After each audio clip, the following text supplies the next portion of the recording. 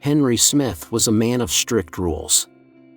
At 45, he was the CEO of Smith Enterprises, a billion-dollar corporation with offices in New York, Los Angeles, and Chicago. For 2 decades, he had built a reputation as one of the most disciplined and reserved business leaders in the country. He never shook hands. He never hugged. He never let a woman come too close. It wasn't just an odd personality trait, it was a rule. A rule that had shaped his entire life. People speculated about the reason behind his strict boundaries.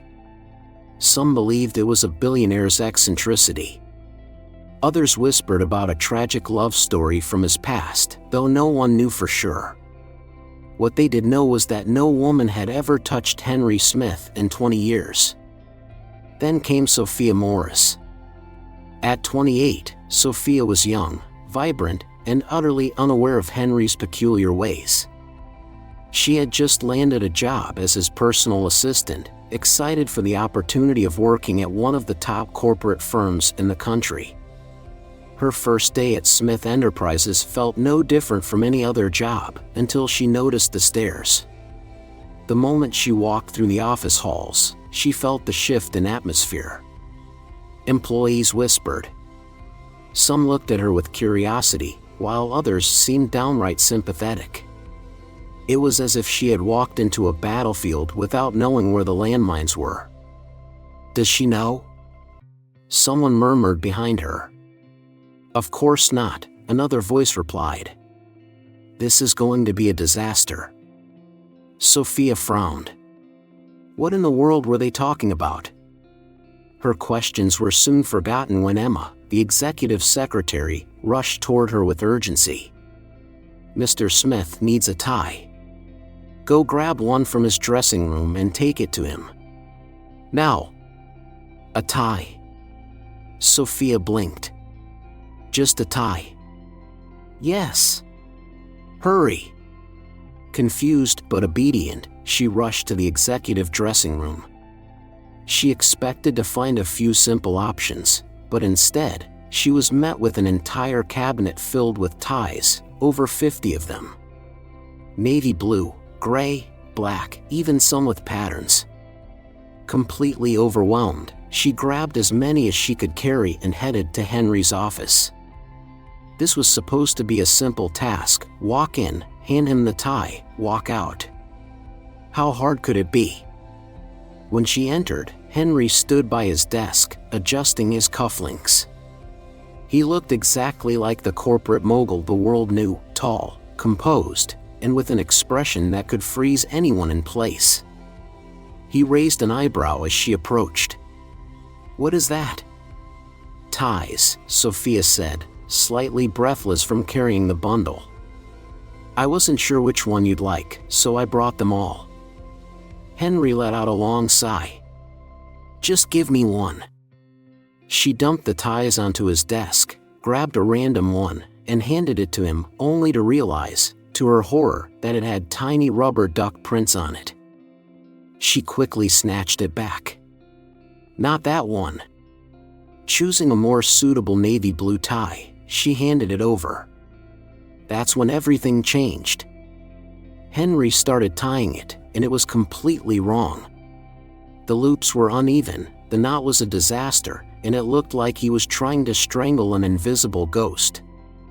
Without thinking, Sophia stepped forward. "Wait, you're doing it wrong. Let me." She reached out, her fingers brushing against the skin of his neck.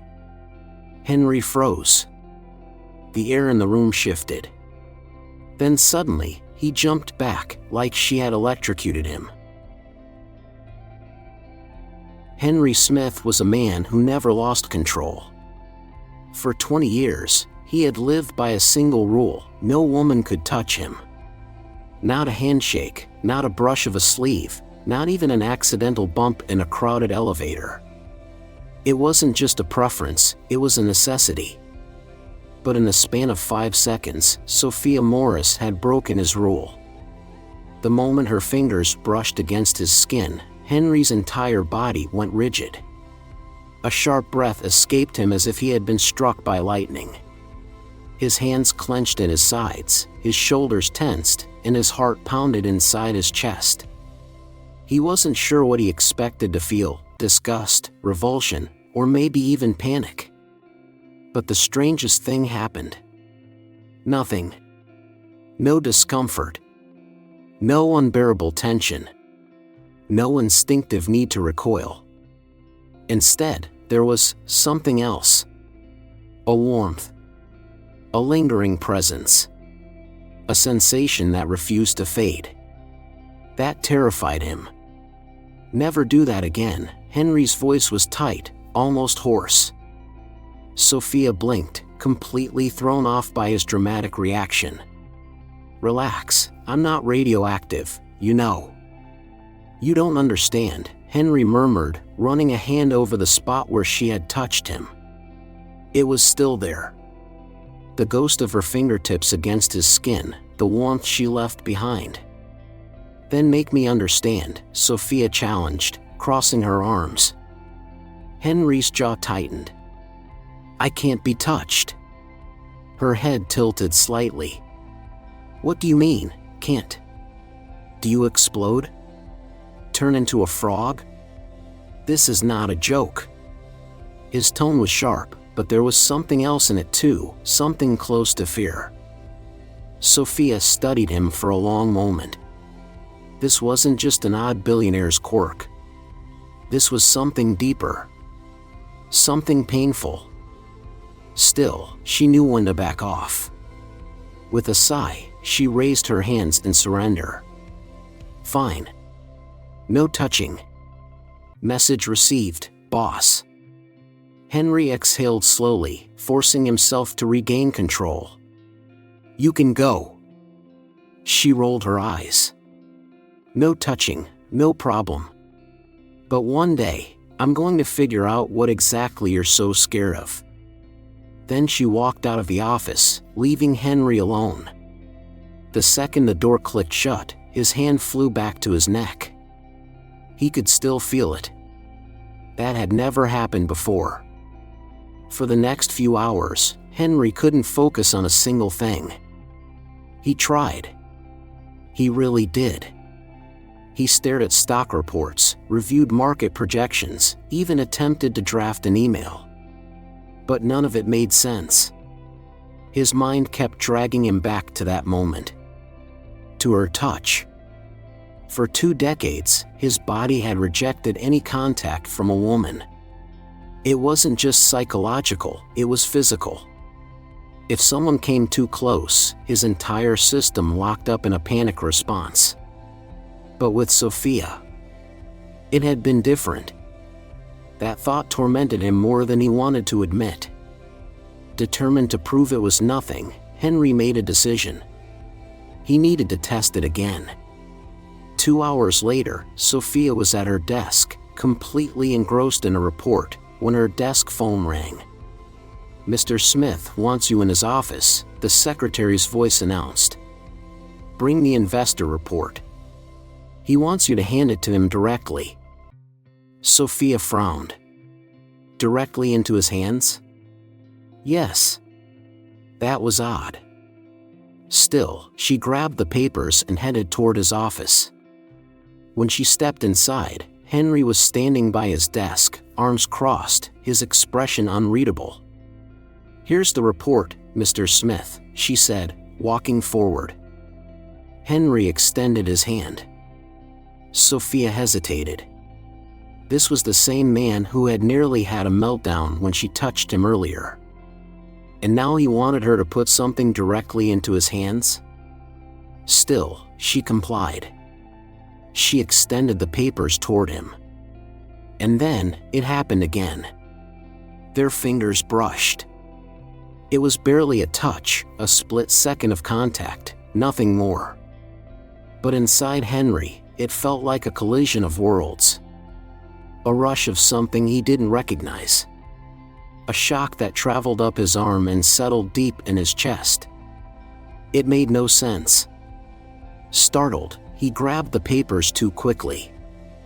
A loose sheet slipped from the pile, floating to the floor. "Damn," Henry muttered, immediately bending down to pick it up. At the same time, Sophia did too, which resulted in a very unfortunate forehead-to-forehead collision. For a brief second, they were far too close. Sophia, despite the sudden bump, held back a laugh. If this was a reflex test, she teased, rubbing her forehead, "Congratulations, you passed." Henry cleared his throat, standing up stiffly. "That wasn't a test." "Oh sure," she grinned. "Bumping heads is a great work method." He ignored the sarcasm, setting the papers on his desk. "Are you nervous?" she asked suddenly. Henry's gaze snapped to hers. "I don't get nervous." Sophia smirked. "Then you won't mind if I do this." She raised her hand slightly, not to touch him, but just enough to see how he'd react. Henry immediately stepped back. So fast, in fact, that he nearly stumbled over his chair. Sophia burst out laughing. For someone who doesn't get nervous, that was a pretty dramatic reaction. Henry shot her the sharpest glare he could muster. "That's enough for today. You can leave." She walked out, still laughing. Meanwhile, for the first time in years, Henry had no idea how to handle a situation. Sophia Morris was a problem. And worse, he was starting to like it. Henry Smith had spent the past 20 years living a life of order. Everything in his world was structured, his schedule, his habits, his rules. Especially his rules. And then came Sophia Morris, who seemed determined to break every single one of them. Ever since the unfortunate tie incident, and the equally unfortunate forehead collision, Henry had been struggling to keep his usual composure. Sophia was a distraction. An unnecessary, frustrating, completely infuriating distraction. And the worst part? He was paying attention to her. Over the past few days, he caught himself looking for her in the office, more times than he cared to admit. When he passed by the break room, he noticed the way she laughed with her colleagues, and for some reason, it irritated him. During a meeting, he realized she bit her lip when she was focused, and his brain stored that information for absolutely no reason. Then, to his absolute frustration, he discovered something even more ridiculous. Sophia talked to herself. Yes, talked to herself, when she thought no one was listening. He found out purely by accident. That morning, while reviewing reports in his office, he had glanced up through the glass walls and spotted her at her desk, completely absorbed in her computer screen. At first, he thought she was on the phone. But no, she was talking to herself. "Who designed these ridiculous spreadsheets?" she muttered, her fingers typing away. "Were they trying to torture assistants? Or is this just an elaborate prank?" She let out a sigh, her expression dramatic. "If I mess this up, I bet he'll glare at me like I just ruined his entire life." Henry raised an eyebrow. Was she talking about him? For a long moment, he just stared at her, utterly fascinated. He shouldn't be paying attention to this. He shouldn't care. And yet, he found himself smirking. Which was unacceptable. Determined to put an end to this nonsense, Henry pressed the intercom button. "Sophia, in my office." "Now." There was silence on the other end. Then, after a pause, a hesitant voice crackled through the speaker. "You mean right now?" "Like, right now?" Henry sighed. "That's what I said." 2 minutes later, Sophia walked into his office, looking slightly suspicious. "If you call me like that over the intercom again," she said, dropping into the chair across from him, "I might have a heart attack." Henry ignored the comment and held up a report. "What is this?" Sophia tilted her head. A piece of paper? He rolled his eyes. What's wrong with it? She took the document and quickly scanned it. After a moment, she sighed. Okay, fine. I forgot to align the columns in the second chart. But, Mr. Smith, let's be honest, no one ever died from a misaligned table. Henry gave her a blank stare. If I wanted chaos, he said flatly, I'd start a tech company and wear flip-flops to work. But no. I have a reputation to uphold.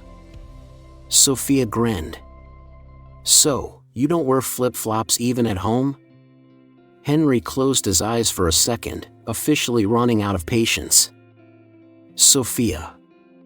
All right. She raised her hands in surrender. I'll fix it. No more misaligned tables. I promise. She turned to leave, but before she reached the door, Henry spoke without thinking. Do you always talk to yourself? Sophia froze. Slowly, she turned back to him, her expression horrified. What? Henry leaned back in his chair, his gaze unreadable. I saw you. You were talking to yourself earlier. Do you do that often? Sophia's eyes widened. He had seen her. Oh no. She covered her face with her hands. This is terrible. Henry frowned. Why? Because, she groaned. I try my best to seem at least somewhat normal, and now you know I have this flaw. Henry stared at her. Was she serious? After a beat, he sighed. Sophia. She peeked at him through her fingers. Talking to yourself isn't a flaw. She hesitated. Are you messing with me? Henry exhaled sharply. I don't have time to mess with people. I'm a billionaire CEO. Sophia burst out laughing. And that was when Henry realized something dangerous. He liked it. He liked the way she laughed. He liked the way she talked to herself when she thought no one was listening. He liked that she wasn't intimidated by him. And that was a problem. By the end of the day, Henry had made a decision. He needed a new rule, one that involved staying as far away from Sophia Morris as possible. For 20 years, he had built walls to protect himself. He wasn't going to let one assistant bring them crashing down. Which meant he had to stop this before it got worse. So, that evening, as Sophia was gathering her things to leave, Henry called her back into his office. She walked in, raising an eyebrow. What now? Did I misalign another column? Henry ignored the remark and folded his hands on his desk. From now on, he said firmly, we will keep all interactions strictly professional. Sophia blinked. Wasn't that already the case? No jokes, Henry continued. No unnecessary conversations. No proximity. She narrowed her eyes. Are you seriously telling me to stand further away from you? Yes. Sophia studied him for a moment, her arms crossed. All right, boss. Whatever you say. Then, just to be difficult, she took an exaggerated step backward. Henry pinched the bridge of his nose. This is exactly what I mean. Sophia smirked. Oh, I got the message loud and clear. She turned and walked out of his office, still laughing. Henry exhaled slowly, feeling something unfamiliar twist inside him. This was bad. Because for the first time in 20 years, he wasn't sure if he actually wanted that distance at all. Henry Smith had always believed that discipline was the key to success. For 20 years, his rules had kept his life in perfect order. No distractions. No unnecessary emotions. And most importantly, no physical contact. Then Sophia Morris arrived. And suddenly, his well-constructed world was unraveling.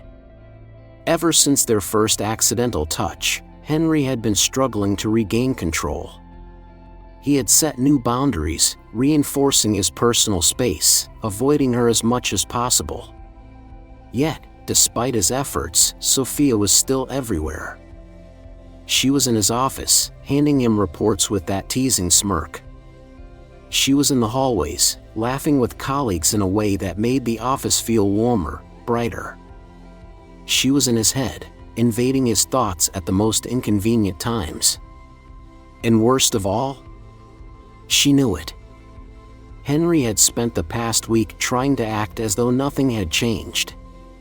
He kept their interactions strictly professional, kept his expressions unreadable, kept his tone cold and detached.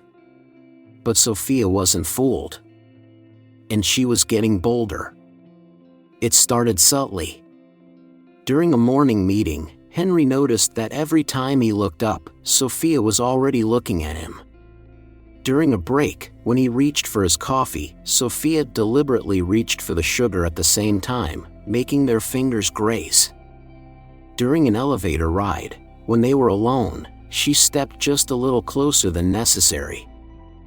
And every time, she would watch him, waiting to see how he would react. Henry refused to give her the satisfaction. He remained composed, unwavering. But inside, he was losing ground. Then came the final blow. It was a Friday evening, and most employees had already left for the weekend. Henry was reviewing financial reports when his office door opened without warning. Sophia. She stepped inside, arms crossed, and closed the door behind her. He frowned. "Is there a reason you didn't knock?" She ignored the question. "Are you avoiding me?" Henry stiffened. "That's ridiculous." "Really?" She tilted her head. "Because I'm starting to think you're scared of me." Henry scoffed.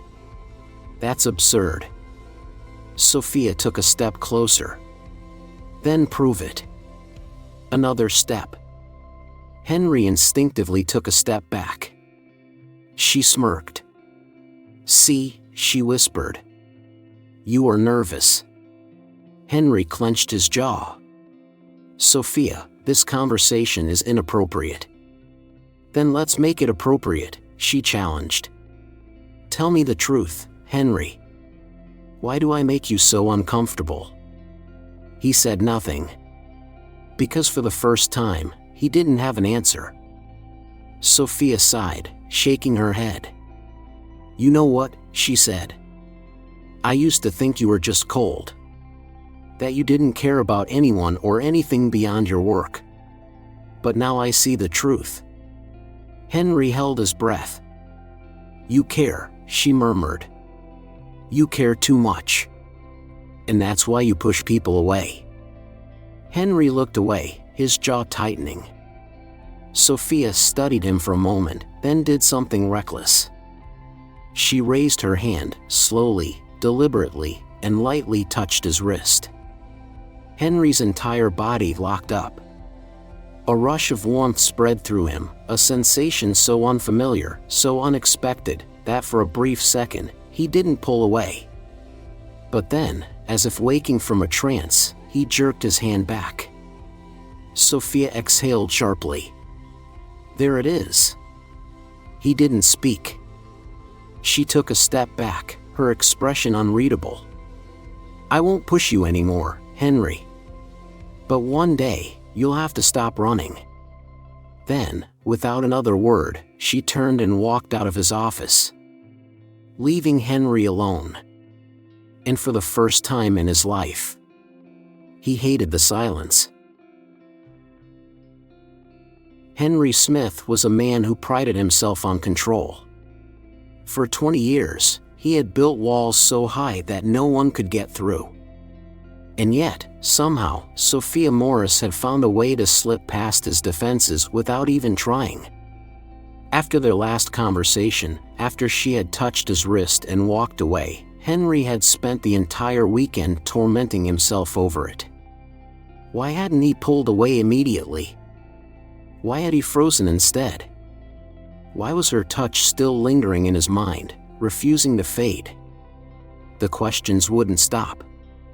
And for the first time in a long time, Henry realized something terrifying. He wasn't in control anymore. Monday morning arrived, and Henry was determined to set things straight. He would act as if nothing had changed. He would keep his distance. He would remind himself who he was. But the moment he stepped into the office and saw Sophia laughing at something Max Turner had said, a light, effortless sound that filled the room, his stomach twisted. Max. Henry didn't particularly dislike the man, but at that moment, something dark and unfamiliar settled in his chest. Sophia tilted her head back slightly as she laughed, her hand playfully resting on Max's arm. Henry's jaw tightened. He shouldn't care. It was none of his business. And yet, for reasons he refused to acknowledge, it bothered him more than it should have.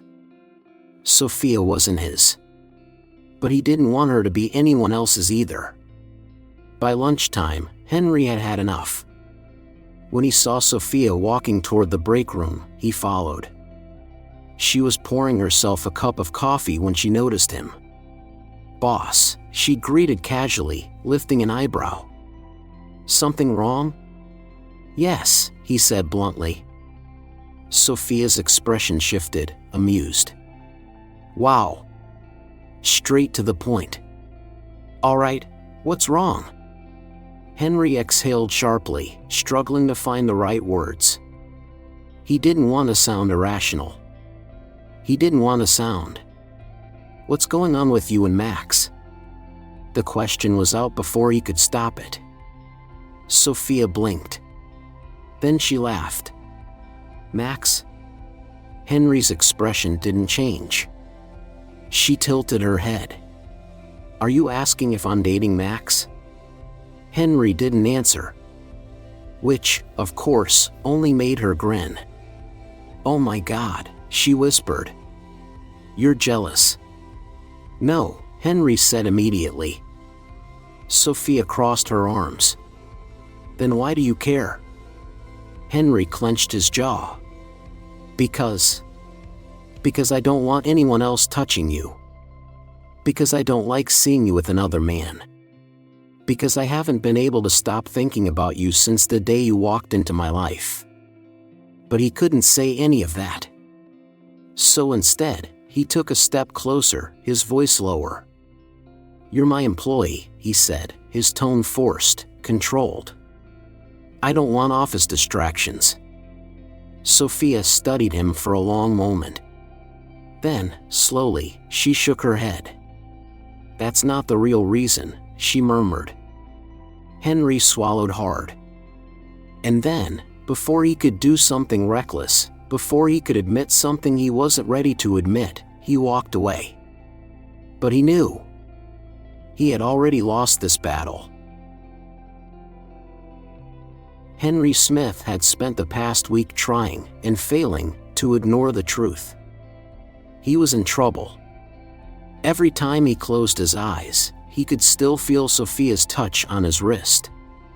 Every time he walked through the office, he found himself searching for her before he even realized what he was doing. Every time she laughed, his focus shattered into 1,000 pieces. This wasn't normal. And worse, he had no idea how to stop it. Henry had spent 20 years keeping people at a distance. It was safer that way. It gave him control. But now? Sophia Morris had ruined everything. By Friday evening, Henry was exhausted. He had buried himself in work, avoiding unnecessary conversations, dodging distractions, and making sure he and Sophia were never alone. And yet, she was still in his head. He needed air. Without thinking, he grabbed his coat and headed out. He wasn't sure where he was going, he just needed to escape for a while. But fate had other plans. Just as he stepped into the lobby, he saw her. Sophia. And she wasn't alone. She was standing near the front desk, laughing, again, this time with Nathan Carter. Nathan was charming, well-dressed, and, worst of all, flirtatious.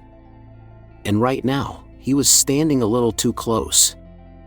Henry's jaw tightened as he watched Nathan lean in slightly, saying something that made Sophia smile. That was it. He didn't think. Didn't stop to consider. He moved. In a few long strides, he was beside them. Sophia blinked up at him, startled. Henry? Nathan raised an amused eyebrow. Smith. Didn't expect to see you here. Henry ignored him. Instead, he looked directly at Sophia and said, I need to talk to you. Now. She hesitated. We're in the middle of a conversation. Henry clenched his jaw. It can't wait. Nathan chuckled.